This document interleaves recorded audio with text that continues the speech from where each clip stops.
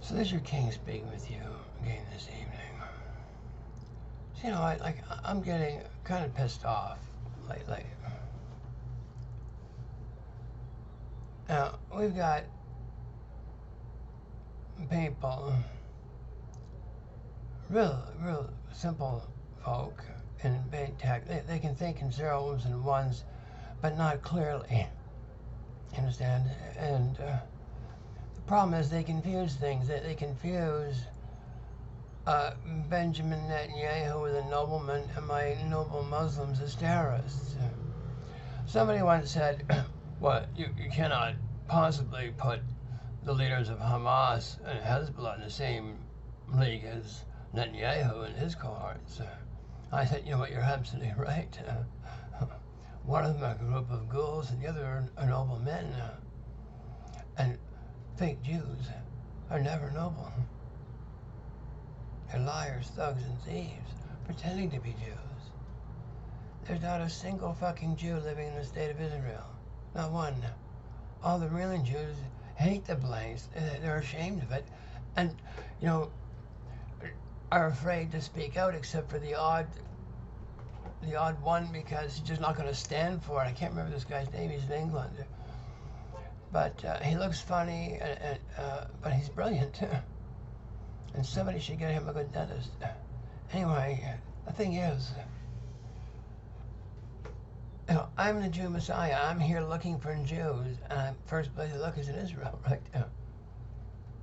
And, like, you know, I'm talking to Benjamin Netanyahu for years. And, like, he thinks he's smarter than God. He thinks he's more powerful than God. He's got Joe Biden licking his balls, and you know, he's just a cat's ass today, and everybody else can suck his dick. You know, he doesn't give a fuck what anybody thinks in the world. He's going to kill and maim whoever he so pleases. The big problem I have is on the off chance that people are going to believe that my God has anything to do with this horseshit. These are not real Jews. These are fake bullshit imposter Jews sucking on a tit they've got no business going near. And of course the delusional, lie-infested motherfuckers in Washington, D.C. who are trying to get high on fiat currency, but it's just not giving them the buzz it used to. After you get a couple billion, 10 billion, 20 billion in your piggy bank, another 100,000, another 100 million is, you know, why bother rolling over for it, you know what I mean? And so they've gotten this way throughout the whole USA community, so their military is second rate, and their weapons are, they make good target practice for others, but only for pure adversaries, like people with no shoes they can punch out easy. It takes them 20 years to do it, mind you, but they can do it. Except they don't really do it, they get booted out. They leave the place with no shoes on the end of their big toe. Without too much ceremony or red carpets or anything, they're just kicked out of the fucking country and have to leave as fast as they possibly can. Twice I've seen it happen, both in Vietnam and in Afghanistan. And what does the U.S. spends hundreds of trillions of dollars on this war horse shit? What does she add to folks? You know, like China's running around, you know, trying to do the best she can for everybody. You know, like, you need a railroad? Let me build you a railroad. I'm sure we can make money on it somehow. Let me build you a railroad. I got lots of talent and lots of know-how, and I can do anything.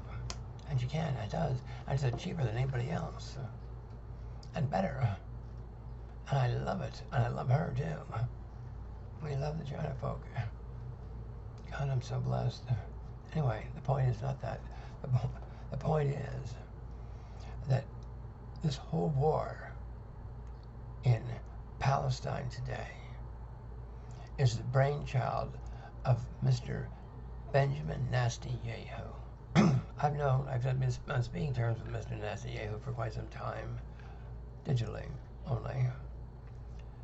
And about 2 years ago, I told him, look, Benjamin, before any of this uproar happened, I had a sense that there was something, you know, I didn't know what it was, but I could sense there was something not gonna be nice here soon. So I said, Benji, you can make all this go away. all you gotta do is apologize. Tell the truth. Yeah, we came in, we did a wrong thing, we murdered 140,000 of you. It was a wrong thing to do. Admit your crimes. Pay for your thefts with a grateful heart. And maybe you can have a chance of staying there in peace. It wasn't that involved a request, but that was the general gist of the very abbreviated conversation we imparted to him. And his answer to me was basically, fuck you and your God, and your apologies. I am the Lion of Judah. I will do the fuck as I please. Watch me, asshole. And he has. The thing that concerns me is he's tarnished the reputation and the name of my good Jews, along with his sorry-ass Zionist crowd. And they're an abomination on the land. They add nothing anywhere they go. They've been a misery-producing thing for the last 4,000 years. And they're the descendants of Jacob's own sons, to tell you the truth. Jacob is no foreign being to us, nor is Rebecca. Anyway, the thing is, those folks that are bugger humping my land of Palestine are not real Jews, and they never were. Benjamin Netanyahu is blinded by his resentments, his delusional entitlements, and the misery that he sucks every day from the blood of others. Be careful what you eat. You turn into it.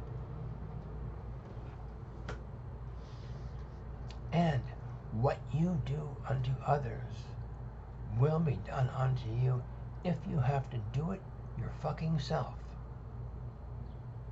That is metaphysical law. We've seen it apply all down through the ages in 100% of every principality we've had the opportunity to behold.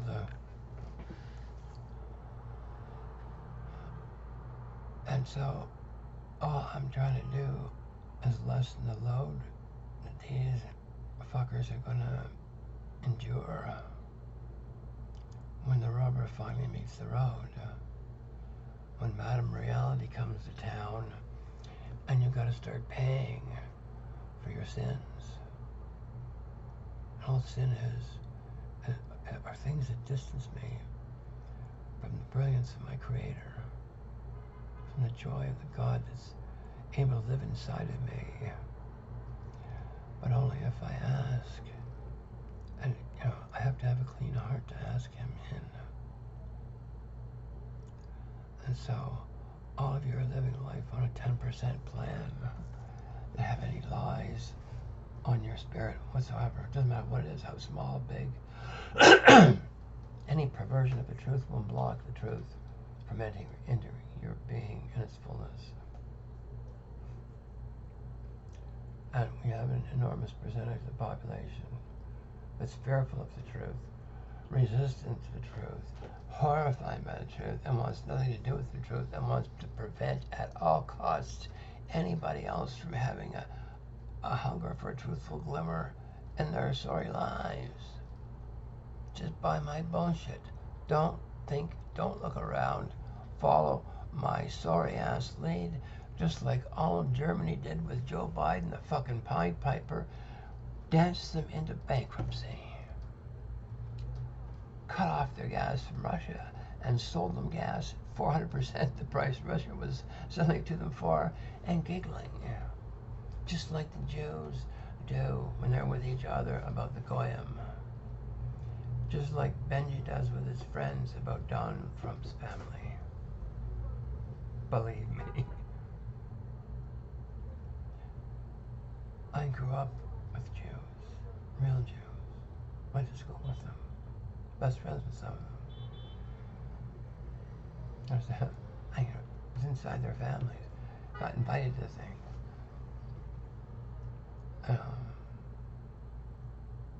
bar mitzvahs. Like, I've been to probably 50 bar mitzvahs. I don't know, maybe 30 anyway.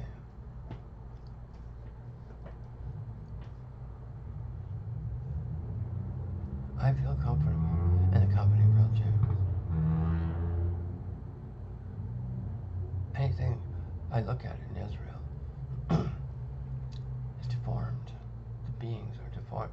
Even the Channel 7 News, they try to be as nice and as inclusive and Christian loving as possible.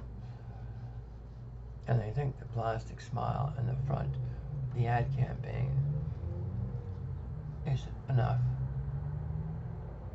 It's not what I'm looking for. It's not what God's interested in whatsoever. I have a news for you. You're not living in the clouds. And there will be nobody there to bluff. So try and commit as few sins and as little crime as possible. This is why it's said in the last days, the last will be first, and the first will be last. Those who have the least ability to bugger their fellows are going to have the easiest hearts to make pure.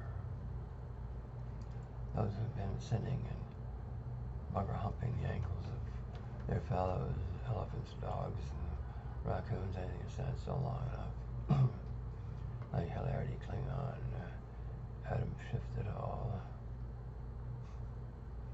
Oh, and these Ontario jurists are a real piece of cake too. They think they're hiding behind their black robes, and they think they can pretend anything into existence, including my shortcomings. And I've already beaten them at their own game. What they're doing now is trembling and thimble fuddling around, seeking some way out of the predicament of admitting the truth, so they and I can get on with life. The thing that Benji is still hiding from is necessary, and it's going to be happening for every wiggler on this planet, and pretty soon. And they're going to be choosing it for themselves, because the alternative is just too fucking ghastly. This is your King of Kings, a Thursday evening last week in May 2024. I'm officially 74 years old now.